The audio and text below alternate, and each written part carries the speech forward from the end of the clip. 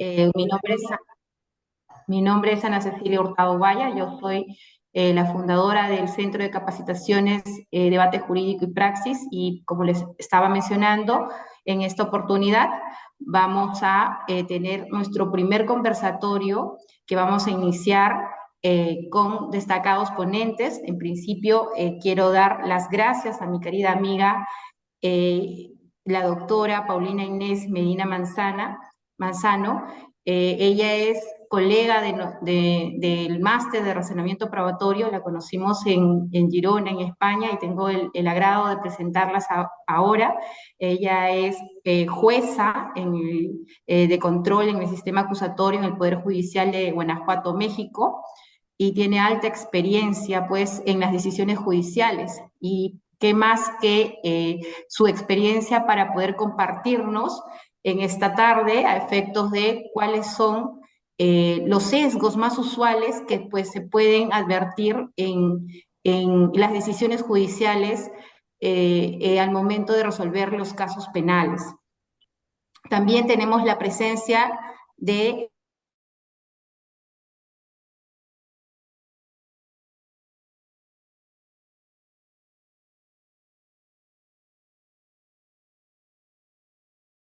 mucha ilusión y, por supuesto, agradecerle su presencia, y también es un destacado abogado, litigante, profesional, destacado, capacitador de jueces y fiscales, y excelente persona. También tengo el agrado de estar en esta mesa con mi querida amiga Sofía, mi colega también del máster razonamiento probatorio en México, con quien también hemos compartido carpeta junto con la doctora Paula Medina Manzano, y hemos hecho una bonita amistad. Y qué gusto que estés en este primer conversatorio para que nos puedas también. Es una destacada abogada, especialista en la defensa, y pues nos va a compartir todas sus experiencias y sus reflexiones sobre los estereotipos y sesgos en las decisiones judiciales. La dinámica vamos a seguir es, en principio, voy a hacer una pregunta general para que puedan los ponentes, panelistas, responder la primera pregunta en un aproximado de tiempo de 7 a 10 minutos, a efectos de que puedan compartirnos sus experiencias, sus conceptos, sus investigaciones con respecto a este primer problema. Y el primer problema que quiero plantear está referido a lo que son los, eh, lo, cuáles son los más usuales sesgos, estereotipos que ustedes han podido identificar en la práctica judicial. En principio, de repente, una introducción a lo que se debe considerar o que se considera en la doctrina como estereotipos, sesgos, heurísticos en el razonamiento probatorio, que de alguna manera, pues, son un obstáculo para el conocimiento de la averiguación de la verdad en el proceso penal. Entonces, los dejo con esta primera pregunta a efectos de que se puedan explayar en el tiempo. Le dejo la palabra a la doctora Paulina Medina Manzano, y en el siguiente orden al doctor Luis Fernando Iberico, y concluimos con la doctora Sofía Roque. Buenas tardes a todos. Primero, un gusto enorme.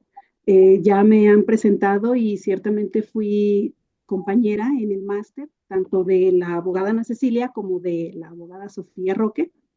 Y por supuesto, un gusto también conocer a través de esta plataforma al doctor Luis Fernando.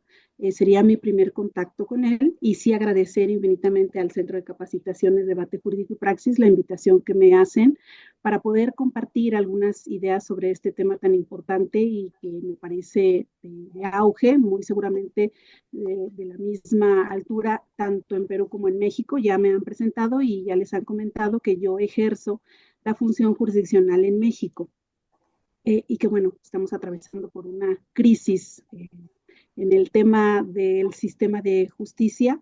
Sin embargo, al margen de ello, no deja de ser importante todos estos temas que nos permiten actualizarnos y tomar mejores decisiones jurisdiccionales.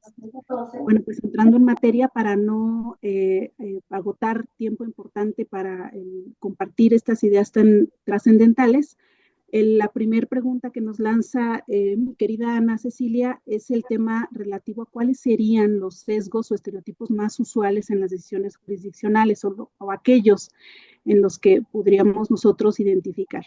Y ciertamente hay un apartado teórico que nos permite ubicar este tema de acuerdo a lo que la doctrina nos ha establecido y por supuesto referir que partimos de un origen filosófico. Es decir, cuando hablamos de sesgos cognitivos, no está estrictamente definido o delimitado al ámbito del derecho, sino que nace en otra rama muy distinta, que sería la filosofía, y que luego es tomada por la psicología, y que finalmente en las últimas décadas, esa relación tan estrecha entre la psicología y el derecho nos permite ahora también aterrizarlo en nuestro sistema de justicia, obviamente partiendo del derecho. Y bueno, concretando el tema particular de los sesgos, pues son todas estas creencias que nosotros tenemos a lo largo de nuestra evolución de conocimiento muy particular y que forman parte de nuestro bagaje de conocimiento y que a partir de ahí nos facilitan unas decisiones prontas cuando tomando en consideración que el sesgo parte de la facilidad que tiene el ser humano para tener que tomar decisiones sin que tengamos que atravesar por todo el proceso cognitivo que cada persona individual tiene para llegar a tomar una decisión. Por eso es que es tan importante lo analizamos respecto de cuáles son los sesgos a los que nos enfrentamos nosotros como autoridad jurisdiccional, pero también los operadores jurídicos, es decir, desde la investigación, desde la defensa, desde el caso de México existe la figura, desconozco si en Perú la hay, de asesor o de representantes de coadyuvancia tratándose de los niños, niñas y adolescentes.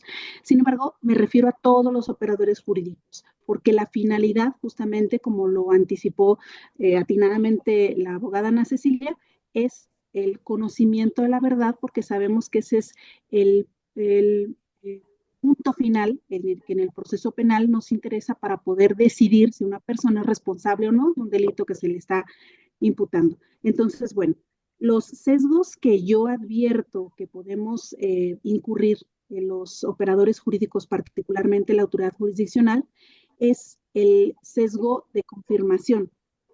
En este caso es que nosotros tenemos conocimiento de una teoría del caso que nos plantean las partes, sea en un juicio oral, al tener que tomar la decisión final de si una persona es responsable o incluso en las decisiones preliminares. Es decir, tengo una primera hipótesis que es planteada por la parte acusadora y es ahí donde apenas empieza el conocimiento de la autoridad jurisdiccional y me hago ya una idea, me voy formando una idea de lo que voy a conocer en ese específico proceso, sea una audiencia preliminar, es decir, todas estas audiencias anteriores al juicio oral, o bien la audiencia de juicio oral. Entonces tengo un primer acercamiento con de lo que va a tratar esa audiencia preliminar o ese juicio oral.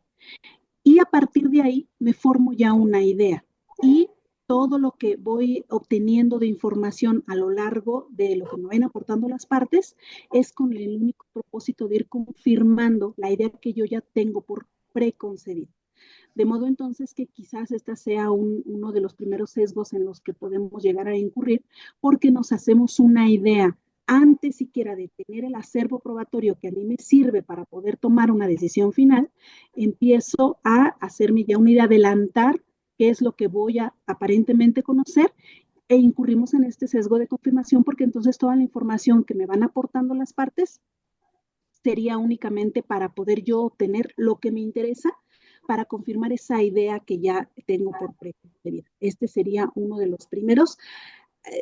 También hablar de que hay una infinidad de sesgos en los que podemos incurrir, partiendo de la filosofía y concretamente filosofía del derecho, porque hay sesgo de género, sesgo de raza, sesgo de autoridad, sesgo de edad, de afinidad, hay también de apariencia, un metasesgo, aquellos en los que nosotros creemos que ya no incurrimos en sesgo, pero esto a su vez también termina siendo un sesgo porque entonces creyendo que tengo el amplio conocimiento y puedo advertir todos esos sesgos que pueden obstaculizar el conocimiento que yo pueda tener de un hecho en concreto, me hace incurrir evidentemente en un sesgo que impide que yo pueda encontrar la verdad, verdad como correspondencia en ese asunto jurídico que se me está poniendo en conocimiento.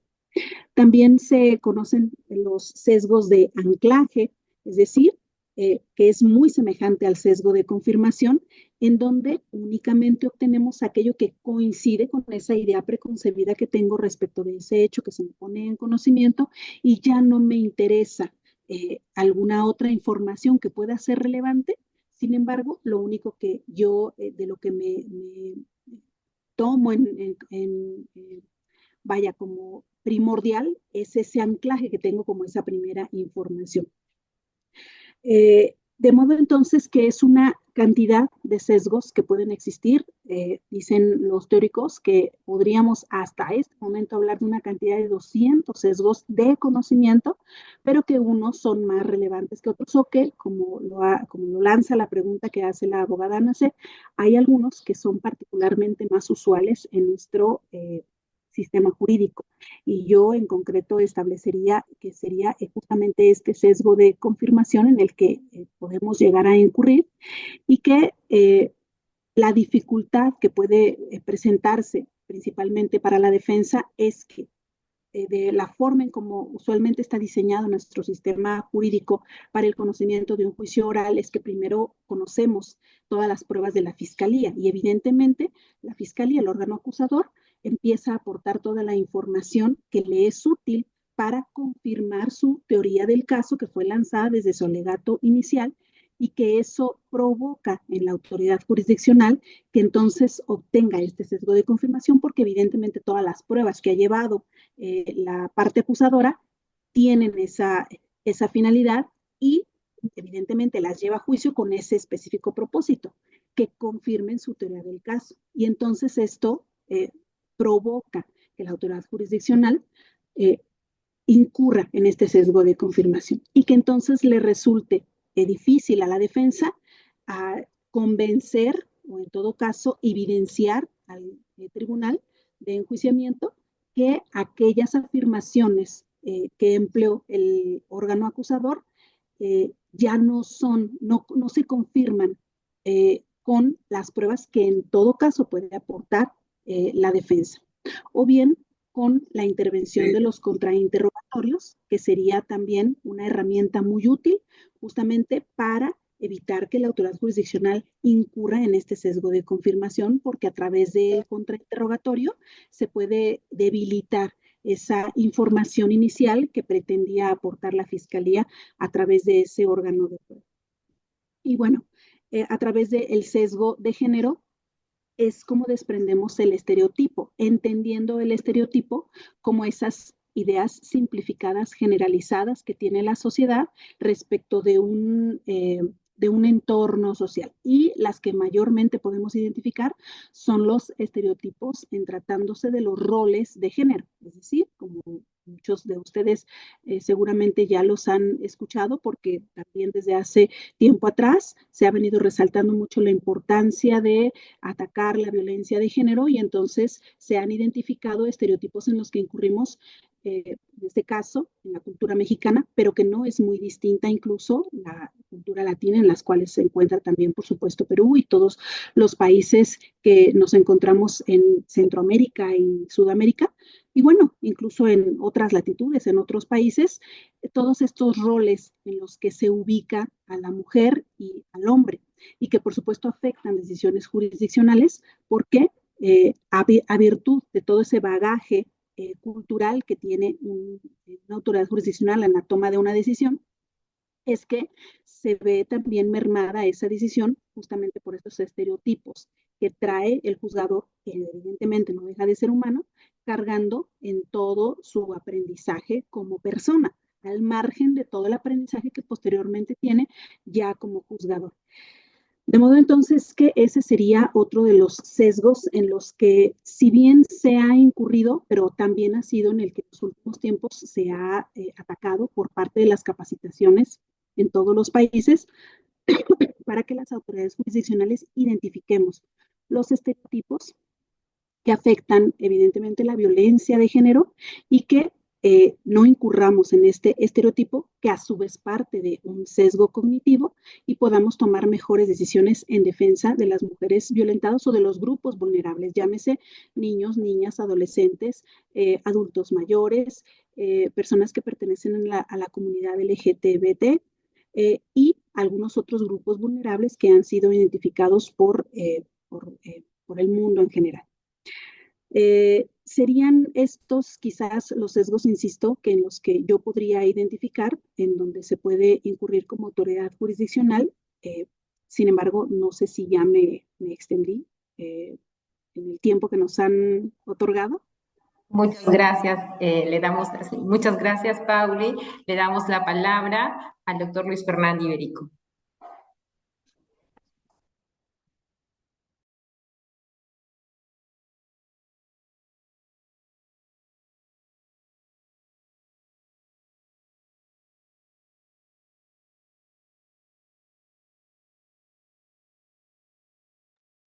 El doctor tiene Me problemas parece con que su audio. su audio me parece que está... Arreglarlo. Ahí estamos. Ahora sí. Sí, ahora lo escuchamos, doctor. Muchísimas gracias, mil disculpas. Como les comentaba, para mí es un placer participar en este evento convocado por Anita. Para mí es siempre un placer compartir las experiencias académicas de Ana, a la cual conozco, para utilizar eufemísticamente una palabra, desde muy chiquita. La conozco desde antes de que fuese abogada y la verdad para mí es un orgullo. Ella me dice su maestro, pero si es que ella me considera de esa manera, para mí es un honor poder afirmar que el alumno superó al maestro. Y eso para mí es muy grato. De la misma manera, muy agradecido por participar y poder compartir con la doctora Paula Medina Manzano y con la doctora Sofía Roque, a quienes tengo ahora ya el placer de conocer y estoy a sus órdenes. Con todos los asistentes, respecto a la primera pregunta que nos formula Anita, creo que este es un tema muy importante porque fíjense ustedes, en el tema probatorio han habido largas discusiones, muchísimos kilómetros de tinta referido a los mecanismos de valoración probatoria, cómo valorar mejor la prueba, qué estándares establecer para valorar la prueba, pero muchas veces hemos dejado de lado lo que era más importante, que todos esos mecanismos van a ser aplicados por alguien, y ese alguien es un ser humano. Y este es un tema que justamente pone e incide en lo que es lo más importante. ¿Quién va a valorar? ¿Quién es el que va a actuar? ¿Ante quién vamos a actuar? Y los mecanismos pueden ser maravillosos, como siempre. Puedo tener el mejor vehículo, pero si no sé manejar, muy poco es lo que yo voy a tener en el desempeño en la carretera. Y eso es lo que está pasando, o lo que puede pasar con relación a este tema. El tema de los sesgos es un tema bastante importante. Y fíjense ustedes, estudiando un poco este asunto, eh, tuve la oportunidad de chocarme con una afirmación de una organización norteamericana de abogados que analizan básicamente el funcionamiento de sus cortes, y digo de sus cortes por el tema federal que ellos tienen en su concepción de país. Y fíjense, permítame solamente leer para darnos cuenta de lo importante que es este tema, ¿no? Miren, es una percepción de abogados americanos con relación y parten de una premisa muy curiosa, porque dicen, hechas las encuestas, casi todos los norteamericanos piensan que el sistema judicial americano debe ser el mejor del mundo. Pero cuando les preguntas por cada, digamos, incidencia de este sistema judicial, casi todos coinciden es que es un sistema que no es igualitario y que presenta demasiadas distorsiones. Es curioso, o sea, reconocen las distorsiones de su sistema, pero lo conciben como el mejor sistema. Pero en fin, pero fíjense lo que nos dicen, ¿no? Dice, los sesgos cognitivos incluyen prejuicios raciales, de género y étnicos inconscientes, estereotipos, prejuicios, actitudes discriminatorias y otras ideas preconcebidas, justamente lo que mencionaba la doctora Medina, que pueden invadir la toma de decisiones judiciales. De aquí viene el problema, es cuando tu mundo interno, ese tu conocimiento, eso que siempre dicen, ¿no? Esto es una regla de oro de la valoración probatoria desde los libros clásicos, cuando te dicen que el conocimiento del juez debe quedarse en su casa, porque el conocimiento que le debe servir para tomar las decisiones es el que asume y conoce a partir de la actuación de la prueba. Pero eso es un imposible, y sabemos que eso es un imposible. Los jueces no dejan sus conocimientos en casa y llegan a su despacho para conocer lo que recién ahí se va a actuar. Eso no funciona de esta manera, por algo que vamos a mencionar más adelante. Continúa esta cita y dice, los sesgos dificultan la obligación del Poder Judicial de mantener una toma de decisiones objetiva e imparcial. Incluso un indicio de sesgo puede poner en peligro la confianza pública en todo el sistema judicial, por no hablar de una sola sentencia. Miren, este tema de los sesgos, voy a, digamos, obviar pronunciarme respecto a los sesgos. Haré algunos apuntes a algunos sesgos más importantes que, sobre todo, puedo yo ejemplificarlos con el ejercicio profesional, porque ha sido muy bien expuesto por la doctora Medina respecto al contenido de los mismos. Pero fíjense, yo voy a poner énfasis en dos temas que a mí me interesan. El primero es que este tema de los sesgos, ¿sí? Y sobre todo uno de ellos, el sesgo del anclaje. Este sesgo que consiste en que lo primero que tú conoces se te queda. Y le tiendes a dar una valoración de tal manera que no importa lo que venga, es como estás curtido. Ya no entra más información, o la información que va a entrar va en función de lo que tú ya asumiste como una verdad a priorística. Y eso es muy peligroso, pero funciona, es decir, existe. Y eso nos lleva a la primera reflexión, y que la voy a dejar como una reflexión quizás para otro evento, pero es lo siguiente. Esto pone en cuestionamiento, por ejemplo, el modelo procesal peruano. Porque si ustedes conciben y les dicen que la investigación está a cargo del Ministerio Público, de los fiscales, y que el fiscal seguía en toda la etapa de investigación preparatoria, incluida la preliminar, bajo el principio no es de imparcialidad, le dicen objetividad, aun cuando el Poder Judicial peruano ha concebido que la objetividad fiscal es muy parecida a la imparcialidad judicial, en fin, es otra discusión. Pero lo concreto y real es, y viene la pregunta por los sesgos, y sobre todo por el tema del anclaje, y por el sesgo de confirmación que muy bien ha señalado la doctora Medina. Es un fiscal que formaliza investigación preparatoria, ¿ustedes creen en su sano juicio que va a ser un requerimiento de sobreseimiento? O sea, en otras palabras, ¿cuán posible es que eso vaya a ocurrir? ¿O es que va a morir en su ley y va a tratar de confirmar lo que ya tomó o la decisión que ya tomó? Y lo vemos desde la otra perspectiva, de la otra cara, para que vean cómo funcionan los sesgos. Un juez de investigación preparatoria, de garantía, como ustedes quieran llamarlo, que ha conocido un incidente de prisión preventiva, que ha conocido una excepción, que ha declarado fundado un requerimiento de prisión preventiva, que ha declarado infundada la excepción planteada por la defensa de uno de los investigados, ¿correcto? ¿Cómo va a ser su actividad y su actitud? Porque es el mismo juez que va a estar en la etapa intermedia y que va a controlar la actividad fiscal, cuando ya tomó dos decisiones muy importantes que lo que han hecho es darle la razón al fiscal. ¿Puedo yo, como un ciudadano que está procesado, confiar en el comportamiento procesal de ese juez? La siguiente pregunta. Ese es un tema que me interesa mucho, verificar cómo el tema de sesgos incide en el modelo procesal. Pero no solamente ello, porque el sesgo hay que reconocerlo, es un parte íncita del ser humano, todos los tenemos. Y el segundo tema es el tema referido, fíjense ustedes, a todo un concepto ya de percepción o de razonamiento, que le llamaremos para los efectos de este conversatorio, de razonamiento judicial probatorio, por llamarlo de alguna manera. Pero para mí hay tres conceptos que están dando vueltas. El sesgo cognitivo, cómo se relaciona con las falacias como elemento de razonamiento judicial, ¿sí? Y el tercero, ¿cómo se relacionan estos dos conceptos? Falacias como elemento equívoco de razonamiento, con el tema de sesgos cognitivos, estos atajos que distorsionan la percepción, en la toma de decisiones, con un tercer elemento. Te lo dejo ahí. Las máximas de la experiencia construidas a partir de sesgos cognitivos que sirven para ratificar o dar razón de algo que no lo tiene. Dejo esas dos preguntas en el tintero. El tema sesgos y modelo procesal y la relación entre falacia, sesgos y máximas de la experiencia. Dicho esto, para retornar un poquito al tema que nos aboca por la pregunta, para no difuminar más allá de mi intervención, coincido totalmente con la doctora Medina respecto de los sesgos que ella identificó como los de mayor incidencia en la actividad judicial.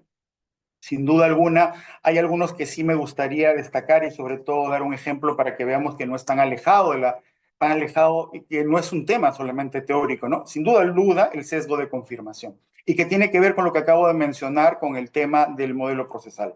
Es evidente que cuando alguien toma partido por algo y cree en ese algo, ¿no es cierto? De ahí en adelante su visión es como si se pusieran los lentes de esa percepción que ya tuvo.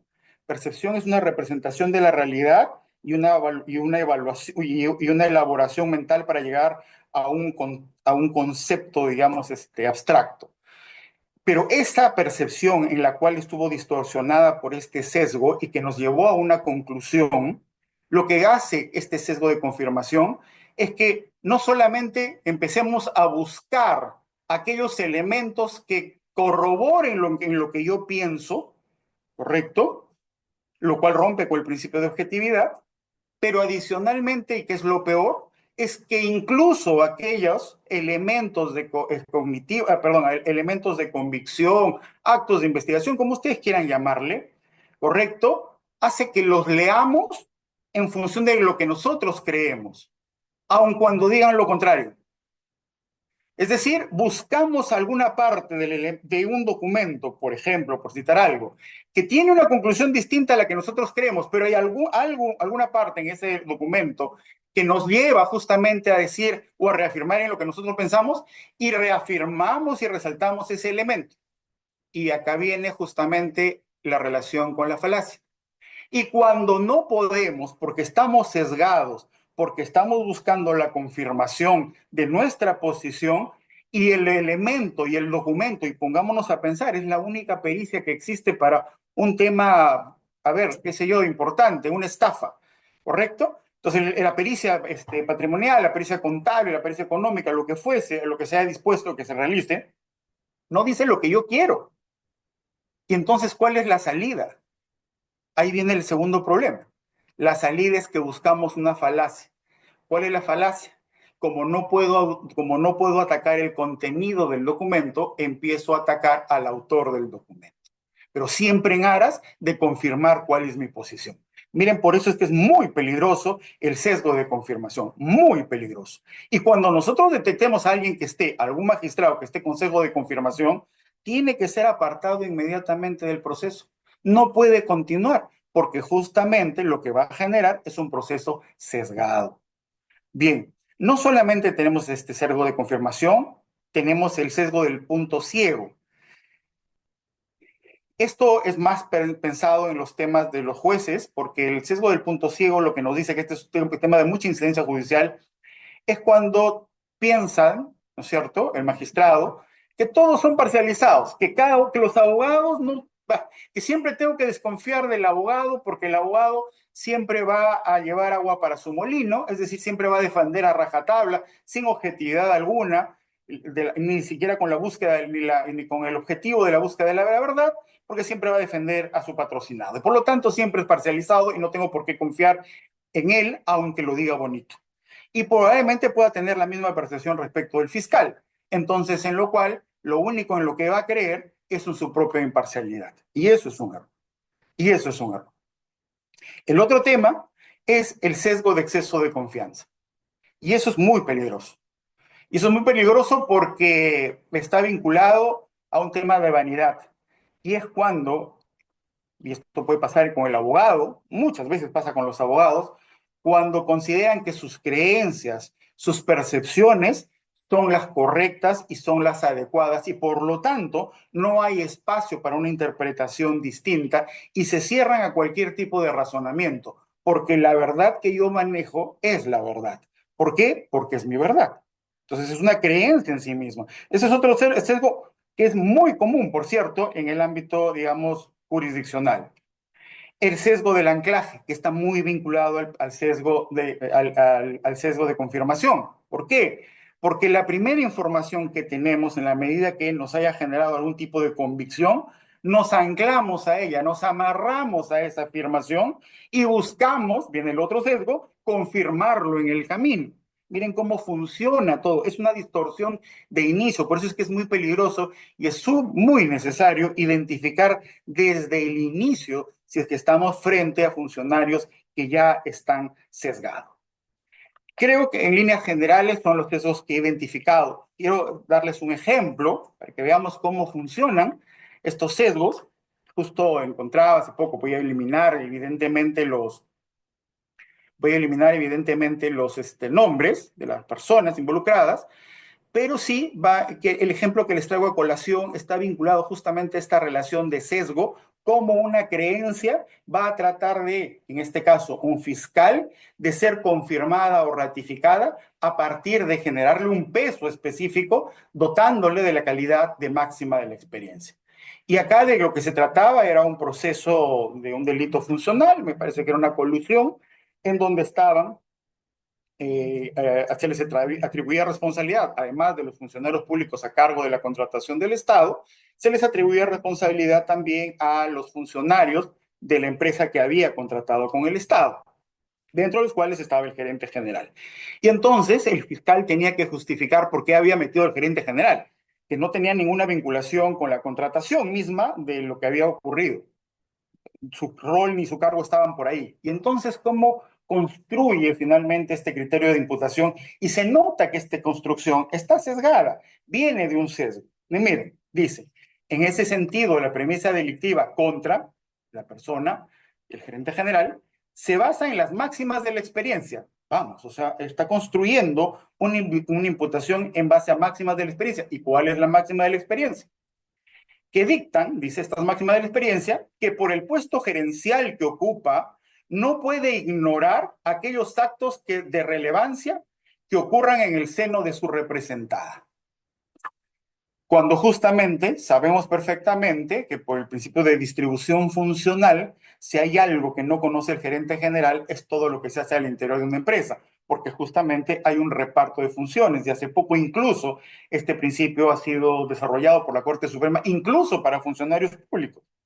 Pero miren cómo este fiscal trata de construir, porque asume que un gerente general no puede decir que no sabía, porque es el gerente general y por lo tanto lo sabe todo. Miren cómo son sesgos, porque son conocimientos a priorísticos que él tiene y como sabe que no puede decir o no puede fundamentar la premisa de imputación en la afirmación de que él conoce todo porque es el gerente general, trata de elevarlo a una categoría de valoración probatoria como es la máxima de la experiencia.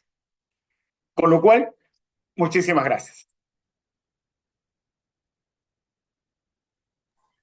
Muchísimas gracias, doctor. Estamos prestos ahora a escuchar a la doctora Sofía Roque y luego pasamos a la siguiente ronda de preguntas para poder hablar sobre los criterios epistémicos que se deben considerar para evitar estos sesgos que hacen, pues, menoscabar el razonamiento probatorio que debe ser objetivo, basado en el conocimiento. Doy la palabra a la doctora Sofía Roque. Gracias, doctora. Antes que nada, quiero saludar a todos, buenas noches, agradecer la invitación a la doctora Ana Cecilia y pues evidentemente estoy muy agradecida también por compartir esta noche algunas reflexiones con dos abogados a quienes admiro y respeto mucho, la doctora Paulina y doctor Iberico Castañeda.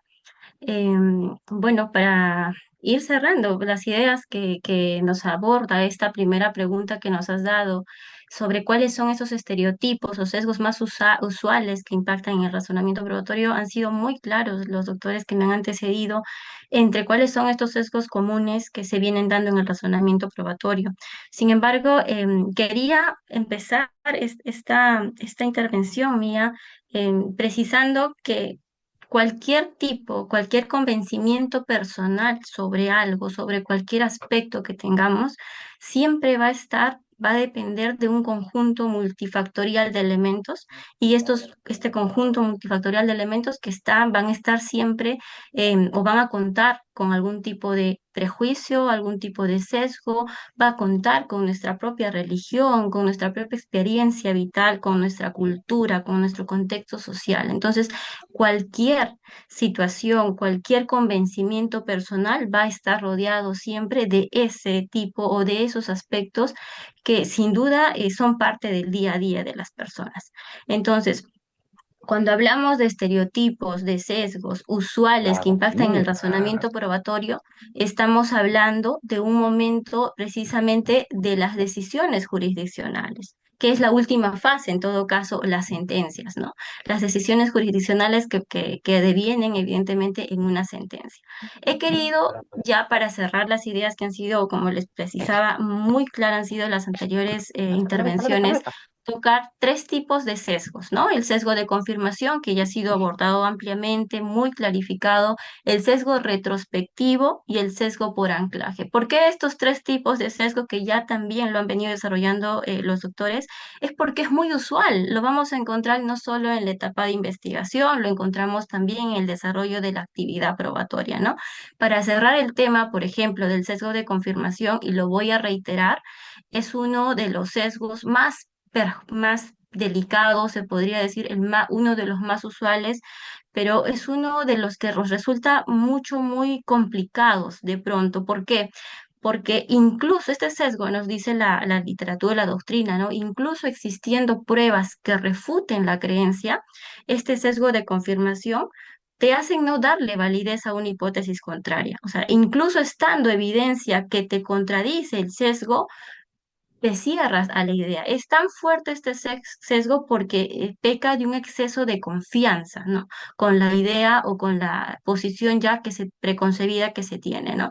Ahora, la biografía nos dice que hay muchas razones por las que este sesgo se mantiene. Y una de esas razones es la que precisamente nos ha explicado el profesor Ibérico Castañeda, el tema de la autoestima, el tema del ego de la persona. Entonces, este tema, cuando ya tocamos el aspecto, por ejemplo, de la autoestima, imagínense, estamos hablando de un tema jurisdiccional, del razonamiento probatorio a nivel de un proceso judicial y de pronto vamos a cuestionar un aspecto, un análisis probatorio, si así se quiere decir, pero que ya vayan a atacar aspectos muy complejos como es el autoestima.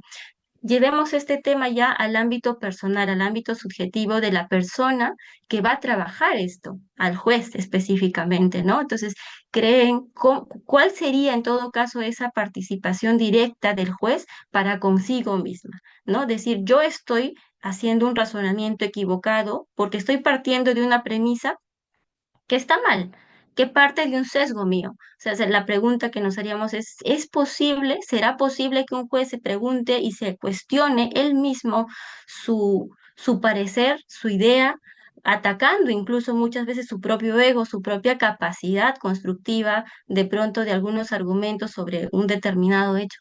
Entonces, vean que es tan complejo hablar de los sesgos porque sí te lleva a un área muy amplio y muy, reitero, complejo, que tiene que ver ya con el ámbito subjetivo de las personas y que el control sobre uno mismo veo que es bastante complicado y quizá, y ya más adelante vamos a ver algunas salidas, opciones que se puedan diseñar para efectos de poder controlar este tipo de sesgos, ¿no? Ahora, ya para no quedarme mucho tiempo en este tema, este sesgo de confirmación que bien claro lo han desarrollado los doctores, lo tenemos mucho y es muy usual en las investigaciones policiales. Nosotros sabemos, por ejemplo, algo que nosotros todos los días vemos, ¿no? Las portadas periodísticas o cómo se presenta un evento, un suceso. Por ejemplo, cayó el monstruo de tal lugar, ¿no? Se desarticuló tal organización criminal. De pronto ya empiezas. Ya se tiene una portada que está orientada a calificar un determinado hecho y sobre esa base se empieza simplemente a confirmar. Reitero, incluso a veces sobre los hechos, es viendo que hay evidencia que contradice el sesgo, refuerzas eso para poder justificar tu decisión, avalando y respetando precisamente tu autoestima, ¿no?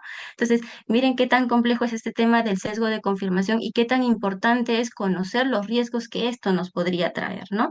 Ahora, quiero tocar también algo que es muy usual en el razonamiento probatorio, y cuando hablo de razonamiento probatorio estoy abocando no solo a la etapa final del proceso, que es la etapa de una sentencia, sino también en toda la investigación y que es, diré, uno de los momentos más delicados, donde hay mucho sesgo, muchos argumentos que parten de estereotipos, ¿no? Ahora, vamos a hablar sobre el tema del sesgo retrospectivo, ¿no? Nos dice, este sesgo tiene una inclinación o una tendencia de ver los hechos en base a un resultado. Por ejemplo, esto no la hemos escuchado en algunas veces, ¿no? La noche anterior, la joven fue violentada sexualmente porque salió a una discoteca con sus amigos. Entonces, el resultado se justifica sobre la base de que, bueno, como la muchacha salió a una discoteca con los amigos, hay un resultado. O sea, justificas el resultado sobre un sesgo que percibes como tal, ¿no? Por ejemplo, muchos hemos escuchado este caso que pasó, y lo voy a reiterar, pese a que este ha sido un ejemplo que se ha tocado no solo a nivel de países latinoamericanos, sino ha llegado incluso hasta Europa, este ejemplo del calzón rojo, ¿no? Donde un colegiado de jueces, un colegiado de superiores, indicaron que una mujer que iba a un hotel, ¿no? Con una truza de color rojo y con encaje, estaba con la predisposición de tener relaciones sexuales. Entonces, había ciertamente hay un tipo de sesgo también ahí que tiene que ver con el resultado, ¿no? Yo me inclino, hay una tendencia específica del hecho en base a un resultado específico. Ahora, hablando de un sesgo que también es muy usual y que también lo han tocado los doctores, y lo reitero porque es uno de los que siempre pasa y se da en la práctica diaria, el sesgo del anclaje. ¿No? Que es aquel que está vinculado o asociado a valores numéricos o a esa primera información que claramente nos indicaba el profesor Iberico. Por ejemplo, les voy a dar ejemplo porque creo que esto está claro en tema conceptual. Sucede cuando uno confiesa, ¿no? La confesión de una persona de pronto ya hace un anclaje con la decisión final porque se asume que lo que yo dije en mi declaración ya se asume como que es responsable. No, él confesó, entonces no hay nada más que hacer. Y si hay que hacer, ya está la decisión tomada, ya está la decisión mentalmente tomada. Ahora, por ejemplo, lo mismo pasa no con la confesión, a la inversa, con el que guarda silencio. ¿Cuántas veces hemos tenido investigaciones? El detenido decidió guardar silencio, el investigado. Y esa de pronto ya empieza a surgir tanto en el fiscal, ¿no? En el proceso investigativo y luego llevado a nivel de judicial, ya al ámbito jurisdiccional, esa situación o esa decisión de haber decidido guardar silencio, muchas veces se deviene también en un sesgo de anclaje. He escuchado en la práctica en algunos requerimientos que llevan, como por ejemplo los fiscales, como un elemento de convicción, la declaración del imputado, quien guardó silencio, ¿no? Y lo dicen abiertamente. Entonces, incluso ya no viene como un diseño de pronto de respeto al derecho del imputado de declarar o guardar silencio, sino abiertamente como una decisión ya anclada a raíz de una decisión que tomó. Entonces, podemos hablar de muchos ejemplos sobre estos tipos que ya se han venido desarrollando. Sin embargo, más adelante vamos a seguir analizando sobre cómo identificar seguramente estos aspectos, pero esos son los temas que quería cerrar, y con esto terminaría mi intervención.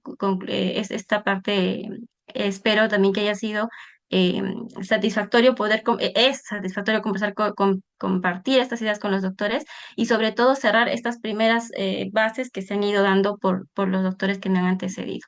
Gracias, doctora.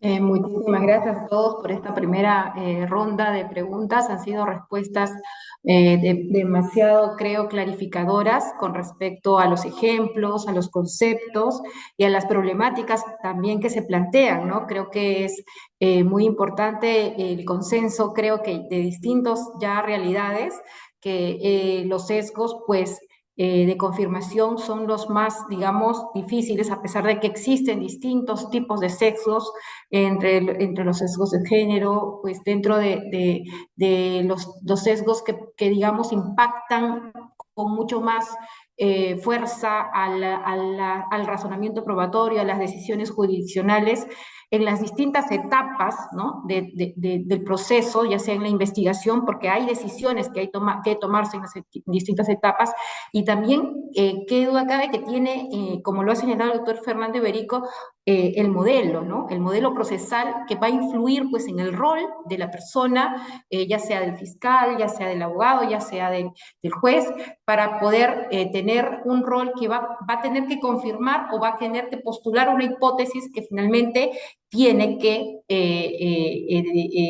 confirmar o de alguna manera defender, pero siempre debe cuidar, pues, de no utilizar estos sesgos, ¿no? Y esto es lo que trae la segunda pregunta, ¿no? O digamos ya uniendo las dos preguntas sobre cómo identificamos nosotros como operadores, ya sea en el rol que nos desempeñemos, estos sesgos. ¿Qué criterios, qué pautas podemos tener en cuenta para identificar esos sesgos?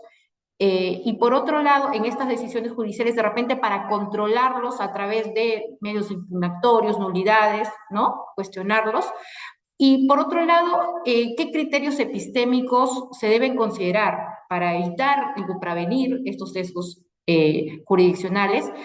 Hace poco revisé un artículo del doctor Jordi Nieva Fenol que hablaba sobre una posibilidad de que de repente el auxilio de la psicología cognitiva pueda ser una respuesta o una posibilidad para que el decisor, pues, neutralice estos sesgos. ¿Qué opinión merecen? ¿Cuáles serían, en todo caso, estos criterios epistémicos que se podrían tener en cuenta para poder prevenir y evitar el uso de esos sesgos que tanto daño hacen e impactan en el razonamiento probatorio?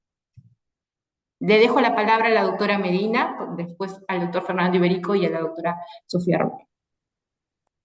Sí, bueno, en esta segunda intervención advierto que vamos a ocuparnos de esas dos últimas preguntas que se pretenden formular para poder cerrar el tema que estamos tocando. El primero de ellos es la identificación de estos sesgos en las decisiones jurisdiccionales. Aquí me interesa poner sobre la mesa un tema que deriva de lo que el doctor Manuel Atienza expresa en su libro de argumentación jurídica, en donde nos permite analizar cómo el órgano jurisdiccional toma una decisión. Y él habla de dos temas. Habla de un contexto de justificación y un contexto de descubrimiento. Y entonces él explica que estos dos contextos son los que están previos a la toma de la decisión de la autoridad jurisdiccional. El contexto de descubrimiento es justamente todo lo que el juez piensa antes de decidir, en definitiva, un asunto que se le ponga en conocimiento. Y me refiero a, lo hemos de decir, quienes tenemos la experiencia en la función jurisdiccional, quizás los años que podamos tener en la función jurisdiccional nos permitan la facilidad de poder identificar estos sesgos, es decir, poder saber que me topo con mis propios prejuicios, porque también tenemos que tener una honestidad intelectual y saber que poseo prejuicios por la historia de vida que cada uno de los seres humanos tenemos. E insisto, lo mencionó también el doctor Luis Fernando, somos humanos y partiendo de eso, todas las personas tenemos en nuestro foro interno prejuicios. El tema importante es que como juez sepas que esos prejuicios pueden afectar una decisión que vas a tomar. Entonces, partiendo de ello, puedes llegar incluso a dominar el saber que vas a tomar una decisión con ese prejuicio, pero lo que quieres es que no se pueda advertir en tu sentencia. Esto es muy peligroso, por supuesto, porque tú lo sabes qué es lo que te está llevando a tomar esa decisión. Vaya, lo vemos, eh, lo vemos en los asuntos principalmente de delitos sexuales y sobre todo delitos sexuales de niños, en donde se toca una fibra tan sensible en la sociedad que sabes perfectamente que tu decisión va a impactar, sobre todo si tu decisión es absolutoria, porque está sujeto a la crítica, sobre todo con el diseño de nuestro proceso penal, que es público y que los medios de comunicación están encima de ti. Sin embargo, tú no lo puedes plasmar así en tu sentencia. Eso es el contexto de descubrimiento, todo lo que está detrás de la decisión que tú vas a asumir y que sabes, digámoslo en términos que también son de hondo calado, que tú sabes que en tu resolución tienes que ser políticamente correcto. Y políticamente correcto de la mano con todo el bagaje cultural, jurídico, que te permite justificar tu decisión. Y eso es el contexto de justificación. Es decir, hay toda una historia detrás de por qué se toma esa decisión. No en todos los casos, insisto, pero sí podemos identificarlo en asuntos sobre todo muy polémicos, en donde tu contexto de descubrimiento no nadie lo va a poder advertir en tu resolución porque lo puedes maquillar. Y lo que sí es sujeto a examen es tu contexto de justificación, que es lo que verbalizas en una resolución oral o plasmas en una resolución escrita. Y eso es lo que es sujeto de análisis. Entonces, ¿cómo identificas estos sesgos en las decisiones? Lo ha ejemplificado muy bien el maestro Luis Fernando y voy a tomar justamente su ejemplo. Él habla de este asunto, él lo menciona como estafa. En México nosotros tenemos una denominación distinta, pero tengo claro cuál es el delito de estafa, en donde se establece como una máxima de la experiencia para la toma de una decisión, que podríamos partir del hecho de que un gerente general siempre lo sabe. Entonces, él ha identificado un sesgo en la decisión. Pero entonces, aquí vamos de la mano con la tercera pregunta, que son cuáles son los criterios epistémicos que nos permiten evitar ese sesgo. Pues en todo caso sería el que esa máxima de la experiencia tenga una prueba en el proceso penal que permita sustentarla. Es decir, si a ese proceso penal se llevaron testigos que nos permiten saber qué era lo que conocía ese gerente general, entonces podemos tener un sustento de esa máxima de la experiencia, porque entonces podemos decir, en este caso en particular, ese gerente general, que quizás en la generalidad no podríamos asumir que todos los gerentes generales saben todo lo que sucede en su empresa, pero en este caso en particular sí lo sabía porque tengo al testigo A, B y C de diferentes áreas de esa empresa que dicen que era un gerente general muy comprometido y entonces tenía un conocimiento muy amplio de lo que ahí sucedía. Y entonces esa máxima de la experiencia tiene el sustento probatorio necesario para erigirla como tal.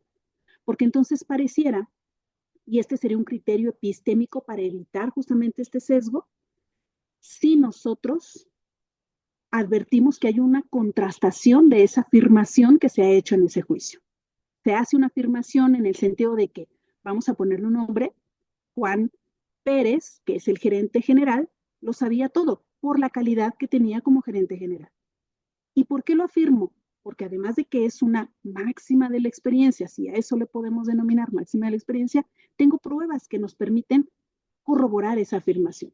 Porque, insisto, tengo a los testigos, tengo documentos, no sé, bitácoras donde se puede advertir que él tenía en conocimiento todo lo que ahí sucedía en la empresa, firmaba como autor, de que tenía conocimiento de todo lo que sucede en esa empresa, entonces arribo a esa conclusión. Y entonces, ¿cuál sería el criterio epistémico? Pues que esas máximas de la experiencia tengan un sustento probatorio para poder erigirlas como tal. Ese para mí sería un criterio epistémico para poder evitar estos sesgos.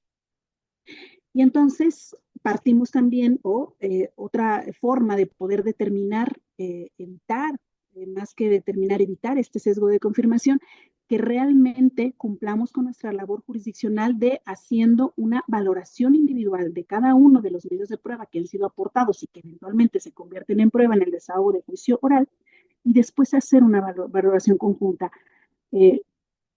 Desconozco si Perú atraviesa también por esas dificultades, pero México no está exento de que hacemos una mezcolanza de todas las pruebas y entonces con una suerte de valoración conjunta olvidamos esta valoración individual, porque ciertamente si nosotros nos ocupamos primero de la prueba A y digo qué me permite, a qué conocimiento me permite llegar con esa prueba A, y luego analizo la prueba B y luego analizo la prueba C. Puede ser que esta prueba A me dé una información muy débil, de baja calidad.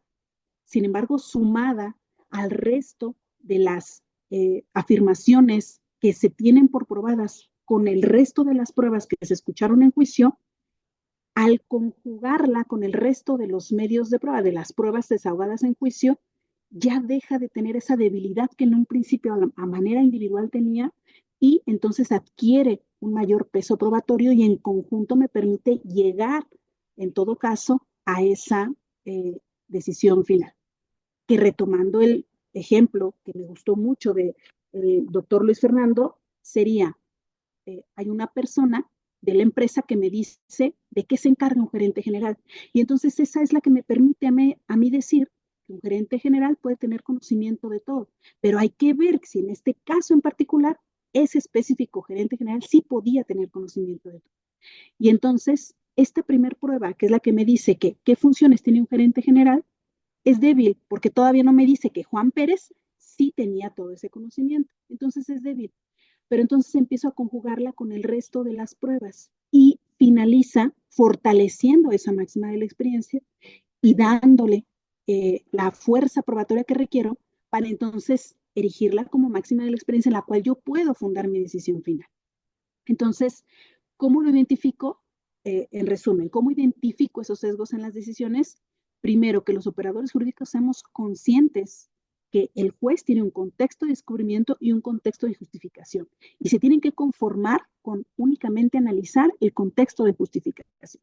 Quizás en otros sistemas jurídicos, como en todo caso sabemos lo es el norteamericano, los operadores jurídicos, los defensores fiscales, analizan también la vida personal del juez, porque eso también les es útil justamente para poder saber qué inclinaciones, qué gustos, todos estos sesgos que por supuesto impactan en la toma de la decisión. Pero en nuestro diseño normativo aún, al menos aún, no sucede así. No nos estudian a nosotros a nivel personal y se tiene que conformar los operadores jurídicos con únicamente estudiar el contexto de justificación. Y que de esa decisión, sea oral o sea escrita, sí exijan una valoración individual y después esa valoración conjunta para la mejor comprensión de la decisión, de la justificación que debe tener toda decisión jurisdiccional. Ahora, los criterios epistémicos que a mí me parecen importantes, y he de decirlo, esto lo extraigo de los criterios que ha establecido la Corte Suprema de Justicia de Colombia. La Corte Suprema de Justicia de Colombia habla de ha desarrollado tres principios, criterios epistémicos, pero ellos los denominan como criterios epistémicos para determinar la racionalidad de las decisiones judiciales, que no es otra cosa que poder saber y evitar cuáles son estos sesgos que pueden impactar en la decisión jurisdiccional. No voy a profundizar porque creo que ya ocupé mucho del tiempo, pero el principio de razón suficiente, que creo que desde la licenciatura todos tenemos este acercamiento con el principio de razón suficiente, que solo son verdaderos aquellas afirmaciones que se pueden probar con un número suficiente de razones. Hablábamos, como lo mencioné hace un momento, de esta contrastación, es decir, debo de tener pruebas que me permitan confirmar esa afirmación que yo establezco, y si tengo un buen número suficiente de razones, entonces puedo decir que es verdad ese hecho. insisto, lo decíamos en la primera intervención, verdad como correspondencia, solamente aquello que corresponde al proceso penal. El segundo criterio epistémico que establece la Corte de Colombia es el rasero de Ockman, es decir, el principio también conocido como de economía, que se elija la explicación más simple porque es la más probable, sobre todo cuando hay múltiples explicaciones para un mismo fenómeno. Es la simplicidad. Y el último criterio epistémico que ha establecido la Corte de Colombia, y este es más reciente, que no son ajenos la Corte de Colombia a que, si bien tienen como criterio epistémico el rasero de Ockman, o el principio de economía, lo cierto es que también hay hechos extraordinarios por irreales que puedan parecer, pero tratándose de circunstancias extraordinarias, requieren explicaciones razonables, sustentadas en pruebas en el proceso y que sean susceptibles de explicar ese específico fenómeno que está sujeto a debate y que desestimen además con la suficiencia las hipótesis contrarias de los rivales. Es decir, no es que el principio de economía, que es el rasero de Ockman, que no es otra cosa más que decidir elegir la explicación más sencilla, nos impida no dar credibilidad a estas circunstancias extraordinarias. El tema con las circunstancias extraordinarias es que se tienen que demostrar. Y además no solamente se tiene que demostrar, tiene que haber una mucha mayor exigencia porque es una circunstancia extraordinaria de la cual no estamos muy familiarizados que suceda. Sin embargo, nadie dice que no pueden ocurrir. Sí pueden ocurrir, sin embargo, es importante que tenga que haber suficientes pruebas para poder determinar que esa circunstancia extraordinaria sucedió y sucedió de esa forma. Entonces, son los tres criterios epistémicos, a manera de resumen, que la Corte Suprema de Justicia de Colombia ha establecido: principio de razón suficiente, el principio de economía, que es el rasero de Ockman, y el de circunstancias extraordinarias que se tienen que probar con la suficiencia necesaria y que contrasten las hipótesis que han sido rivales. Esa sería mi aportación, querida Ana C. Muchísimas gracias, muy esclarecedora. Pasamos la palabra al doctor Fernando Iberico. Muchísimas gracias. Bueno, no puedo dejar de mencionar la brillante intervención del doctor Medina. Muchísimas gracias por los criterios compartidos. Solo me restaría aquí mencionar algunos puntos que creo que podrían ser importantes tener en consideración, ¿no? Miren, papá, lo primero que uno tiene que tener en consideración, y lo vuelvo a repetir, es que la presencia de sesgos, de estereotipos, es parte de nuestra naturaleza humana. Lo que no se puede permitir es que nuestros sesgos y nuestros estereotipos gobiernen nuestra razón. Eso es lo que no podemos permitir, pero de que los vamos a tener, los vamos a tener. Y podemos seguir teniéndolos. Y puede ser que nuestra decisión finalmente ni siquiera nosotros la compartamos porque no van con nuestros sesgos, pero sí es una decisión basada en la razón. Entonces, a la primera pregunta, ¿cómo detectamos que estamos frente a decisiones sesgadas o que han sido respuestas al cúmulo de sesgos o estereotipos o ideas prefijadas del magistrado? Miren, acá varias cosas, ¿no? El problema está en quién va a ser el que lo va a detectar. Y el que lo va a detectar va a ser otro ser humano. Y entonces estamos en el mismo problema, porque probablemente, para ser muy objetivos en este asunto, porque este es de lo más importante que puede existir, en consecuencia yo soy de la opinión, por ejemplo, si de lo que se trata es ver, en principio, que nuestros operadores jurídicos no es que estén libres de sesgos, sino que no utilicen sus sesgos para la toma de decisiones que tengan que realizar, que se den cuenta que tienen sesgos y que esos sesgos están bien para su mundo privado, pero no para el cumplimiento de sus funciones, implica primero en que hay que enseñarles que han incurrido en sesgos.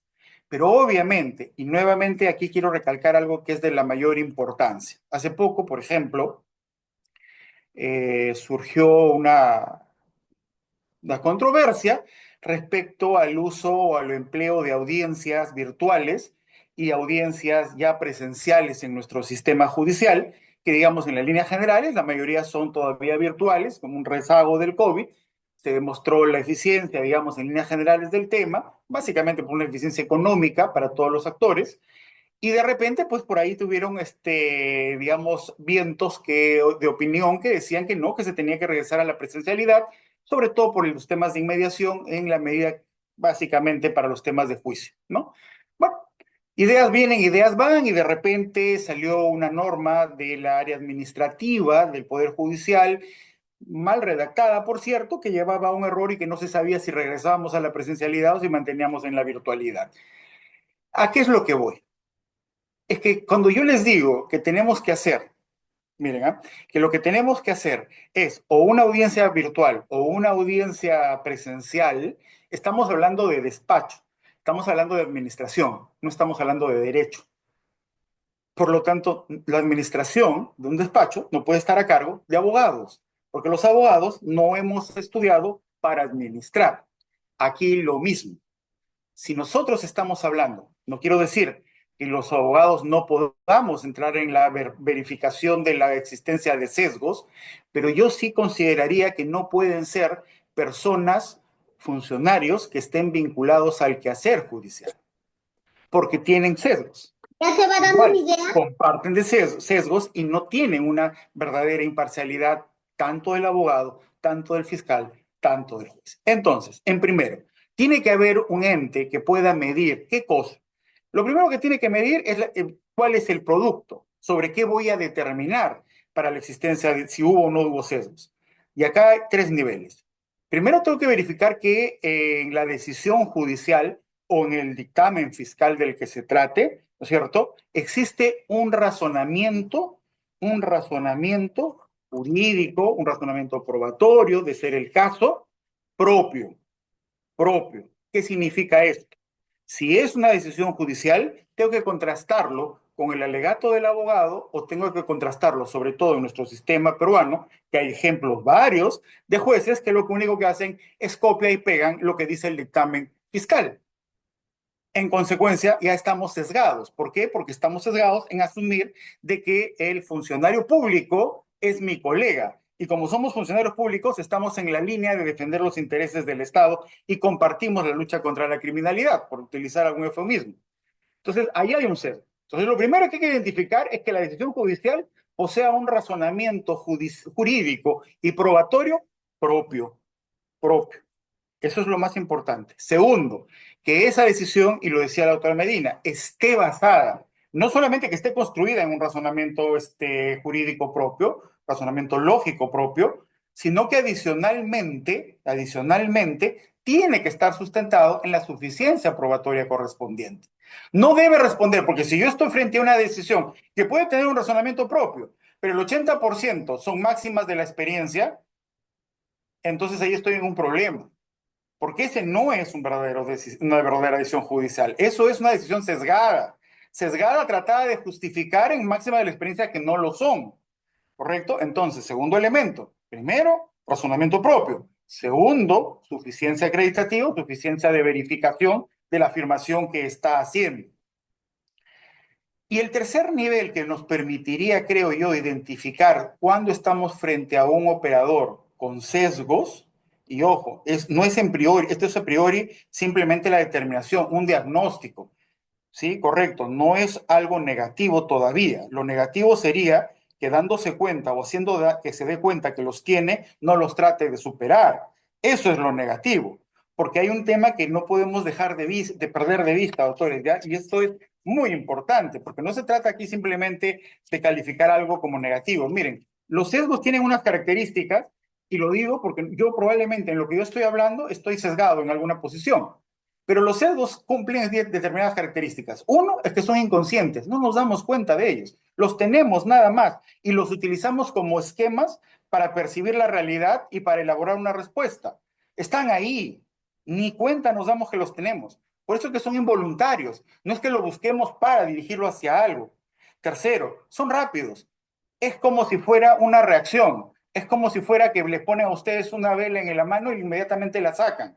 Así de rápido es el sesgo. Es lo primero que viene para el razonamiento. Es lo primero que aparece. No aparece el razonamiento lógico, las premisas, la construcción. No, lo primero que aparece es el sesgo. Y obviamente estos sesgos nos condicionan la respuesta. Entonces, por eso vuelvo a repetir, lo primordial es identificar que hay sesgos. Lo segundo es que la persona a quien se ha identificado que tiene sesgos se dé cuenta de lo mismo. Es decir, asuma que tiene sesgos. Ya el tercer punto y el más difícil, porque ahí entra ya temas de personales de tratar de mejorar. Y eso es un tema político que podemos hablar más adelante. Entonces, decíamos, razonamiento propio, suficiencia acreditativa que justifique la decisión. Y tercero, muy vinculado a lo que dijo la doctora Medina, es el historial del magistrado. Porque muchas veces, a lo mejor, como señaló también la doctora Medina, a veces los jueces son tan hábiles, o los fiscales son tan hábiles, o a veces los abogados son tan hábiles, que esconden sus sesgos. O sea, utilizan un razonamiento tan enrevesado que muchas veces uno dice, ¿qué es lo que quiso decir? Pero mejor, yo creo que está equivocado, pero mejor no digo que esté equivocado porque a lo mejor el equivocado soy yo. Y para no quedar como ignorante, mejor no digo nada, porque lo ha puesto tan bonito que es bien difícil darse cuenta de qué es lo que en realidad quiso decir. Esto que acabo de decir tan enrevesado, así de enrevesado puede ser el ocultamiento de un sesgo. Entonces, frente a ese escenario, ¿cómo se identifica sesgos? Y no lo voy a poder hacer en un análisis individual de una decisión. Y ahí viene el historial de la decisión por temas resueltos por cada magistrado. Que de una u otra manera, muchas veces los abogados poco, digamos, con más este ahínco, están tratando de verificar. Es decir, tengo un caso ante el juez tal, obviamente, a la americana o norteamericana. Tampoco puedo decir norteamericana porque evidentemente México también es norteamericano. Entonces, pues diré hacia los Estados Unidos de Norteamérica. Investigaré pues su vida, ¿no?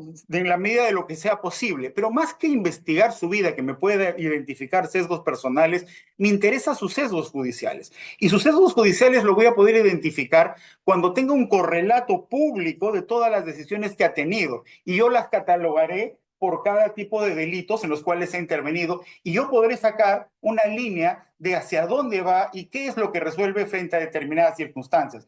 Y ahí ustedes se van a poder percatar y van a poder comparar y van a poder determinar que hay sesgos, porque dirán, oye, todos estos casos son de delitos sexuales, pero cada uno de estos casos son distintos, tenían un diferente contexto, tenían diferentes partícipes, ¿no es cierto? Había una diversidad de géneros incluso en las intervenciones en cada uno de ellos, pero la resolución siempre es la misma. La víctima siempre provoca, o sea, siempre decide porque la víctima siempre provoca. Miren cómo llegué a determinar que hay un sesgo en el razonamiento de este juicio, de este juez, no por el análisis que hice de una resolución, porque una resolución no necesariamente me marca la generalidad de su pensamiento, pero sí a través del estudio comparado de todas sus decisiones por cada especialidad en la cual ha intervenido. Creo que ese es un tema muy, muy importante para que podamos determinar el primer paso, cómo detectar que estamos frente a sesgos. El segundo nivel es, ahora, ¿qué hacemos? Ya detectamos que estamos frente a sesgos. El segundo nivel y el más importante, creo, en mi concepto, es que el magistrado o el funcionario del que se trate acepte, y ese reconocimiento de que actúa por sesgo es la parte más difícil, o una de las más difíciles.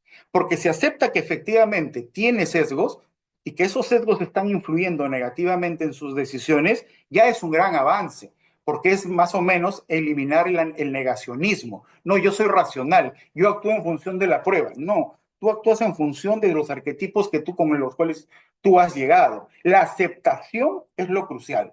El segundo nivel, ya incluso en varios estados norteamericanos existe incluso procesos, casi como tratamientos, así como uno cuando dice, tengo problemas de depresión y voy a terapia, existen terapias aplicadas a magistrados para tratar de eliminar los sesgos. Pero esas son decisiones ya personales. Para mí lo más importante es que el magistrado se dé cuenta y acepte que está en un error, porque si él acepta que está en un error, entonces estoy frente a un funcionario que si aceptó, va a tratar de mejorar. Muchas gracias. Muchas gracias, doctor Fernando Iberico. Y bueno, ahora pasamos la palabra a la doctora Sofía Roca. Roque. Gracias, gracias, Ana Cecilia. Sí, es importante cómo ha habido ya esfuerzos de muchos pronunciamientos, tanto de la Corte Interamericana, en el caso, por ejemplo, Azul Rojas Marín, y otros versus Perú, donde ya se habla sobre, se hace una relación o tipos de estereotipos que se vienen identificando, ¿no? Por ejemplo, el Tribunal Constitucional, la Corte Suprema del Perú, en algunos pronunciamientos, la casación, por ejemplo, 851-2018 Puno, me parece que hace una relación, un listado de estereotipos para poder identificarlos como tal. Y eso ya es un gran avance porque de algún modo permite identificarlos, ¿no? Algún razonamiento que parte de, por ejemplo, esta casación que les hacía mención, nos hace referencia a aquellos estereotipos que están vinculados con la violencia contra la mujer, ¿no? Por ejemplo, estos estereotipos que estarían definidos en el aspecto, por ejemplo, la mujer es posesión del varón, aquellos razonamientos que parten de esa premisa. La mujer está encargada para prioritariamente al cuidado de los hijos, por ende a las labores del hogar, todos aquellos razonamientos que parten de ello, entonces estamos identificándolos como que provienen de un sesgo y por ende deben ser proscritas en la fundamentación y decisión final, ¿no? De un caso concreto. Por ejemplo, la mujer es objeto para el placer sexual del varón, o la mujer debe ser recatada en su sexualidad. ¿Cuántas veces ha habido pronunciamientos de algunas sentencias donde hemos podido revisar que todo parte de la forma, el comportamiento, la forma de vestir, la mesura de las mujeres, ¿no? Y que a raíz de ello pueden acontecer ya conclusiones. Entonces, creo que el avance de estos pronunciamientos es el reconocimiento ya que han habido por estas instituciones, ya es un paso adelante que va a permitir de algún modo identificarlos y cuestionarlos de ser así. Ahora, no sé si el problema es tanto en identificar dónde están, sino cómo evitarlos. Y es que si hubiera un manual para evitar esto, creo que ya no estaríamos haciendo este tipo de conversaciones, ¿no? Porque qué fácil sería tener un manual y encontrar cómo evitar básicamente todo esto, porque como dijo el profesor Iberico Castañeda, es tan propio de la persona, es tan propio de uno que a veces ni cuenta de repente te das de que lo que estás diciendo ya tiene un componente de sesgo. Y que es parte, precisamente como se dijo anteriormente, ya del contexto social en el que vives, de tu cultura, de tu religión, del ámbito psicológico, de tu niñez, de muchos factores. Entonces, quizá ni cuenta nos damos que estamos haciendo, tomando decisiones en el día a día y que son parte o que vienen o provienen de sesgos. Ahora, ¿cómo o qué criterios epistémicos que muy interesantes ya lo han indicado los doctores que me han antecedido? Sin embargo, también he venido yo escuchando qué otras alternativas podríamos tener o darnos para poder evitar el uso de sesgos en el razonamiento probatorio. Y algunas salidas alternativas que planteaban era, por ejemplo, crear una especie de mecanismos de revisión que estén especializados a identificar los sesgos, ¿no? Que en adelante, así como las casaciones, ¿no? Es un recurso muy limitado para ciertas cuestiones, entonces también debe haber un recurso para identificar, por ejemplo, este tipo de sesgos, ¿no?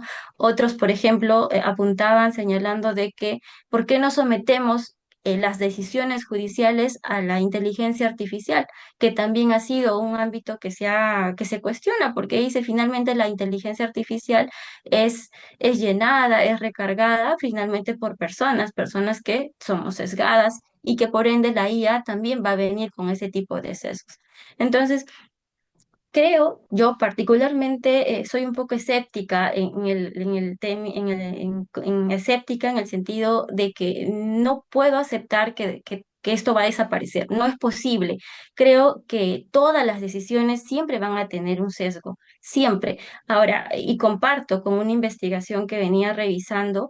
Por ejemplo, hace una relación, ¿no? Nos decía, la relación sesgo-decisión final errada no es precisa, ¿no? ¿Y por qué decía? Porque es imprecisa en todo caso, porque puede haber también decisiones correctas que hayan sido o donde se pueden encontrar sesgos.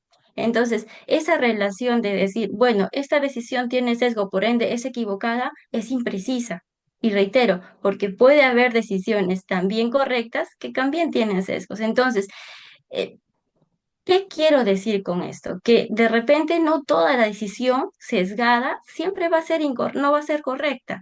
Bajo esa premisa, entonces lo que pienso y considero, y creo que tiene afín con lo que ya han mencionado los doctores, es que todo el debate, de, ya sea a nivel de una investigación, a nivel probatorio en un juicio, debe ser partir de la contrastación o refutación siempre de las hipótesis.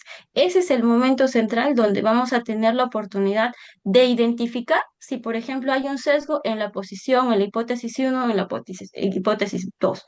Ese es el momento central donde vamos a poder descartar, refutarlas o finalmente corroborarlas con hechos de la realidad.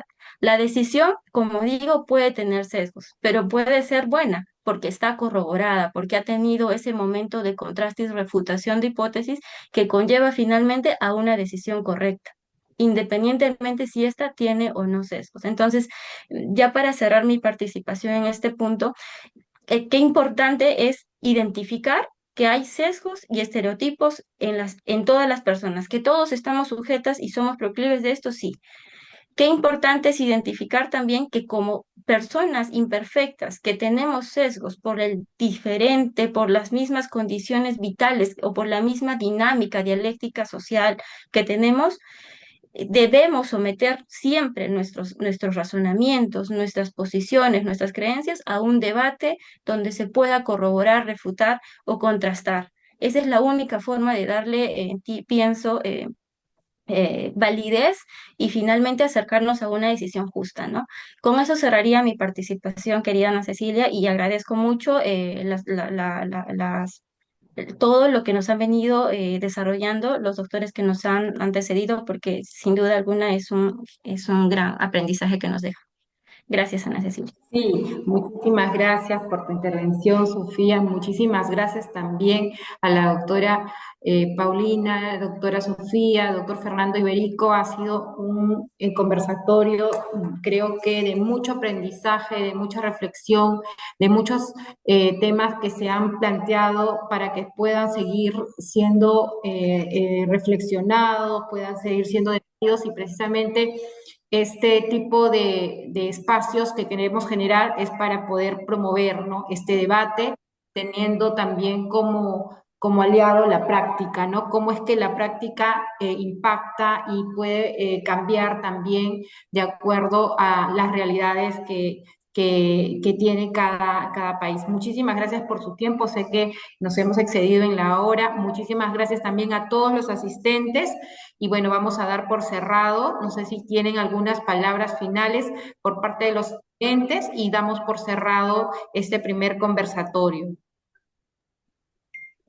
Seré breve, muy agradecida de la invitación y como lo mencionó mi queridísima Sofía, mucho se aprende en este intercambio de ideas, justamente por ese intercambio no solamente cultural, sino también jurídico, ya que formamos parte de distintos países y escucharlos a ustedes a mí también me enriquece muchísimo y agradecer también a los interesados en el tema que se pudieron conectar a la plataforma y pudieron estar participando, escuchando pues nuestras ideas. Un abrazo desde México y quedo a su disposición. Muchas gracias. Bueno, entonces vamos a dar por cerrado. Muchísimas gracias. Muy buenas noches con todos y hasta otra oportunidad. También los queremos invitar a que puedan seguirnos en nuestras plataformas a efectos de poder compartir también el siguiente conversatorio, en el cual vamos a tocar también temas de actualidad y de coyuntura. Muchísimas gracias a todos. Muy buenas noches. Hasta otra oportunidad. Hasta luego, muchísimas gracias, Anita. Muchas gracias, doctora Medina, doctora Roque, Gracias. un placer, a sus órdenes. Muy buenas noches con Muchas todos. Muchas gracias. gracias por su asistencia. Gracias, doctor Iberico. Gracias. Gracias a todos. Buenas noches.